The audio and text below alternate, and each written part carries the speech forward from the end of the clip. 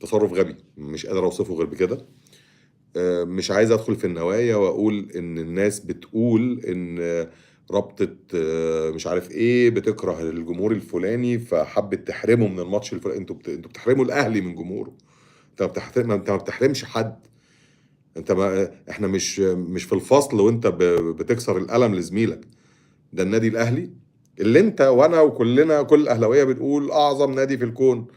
الاهلي عندي بالحياه. هفضل واقف في صفه لحد. كل الشعارات دي انت ضربت بيها في عرض الحائط. واتصرفت بشكل خليني اقول متهور بلاش اقول غبي. انت اتصرفت بشكل متهور بشكل اناني. لو الموضوع فيه عند وان انت بتقصد ان جمهور تاني ما يحضرش انت غير منتمي للنادي الاهلي. انت غير منتمي للنادي الاهلي. آه، احنا ما بندعمش الغلط. النادي الاهلي علمنا ان الغلط مرفوض وان اللي غلطان يتحاسب.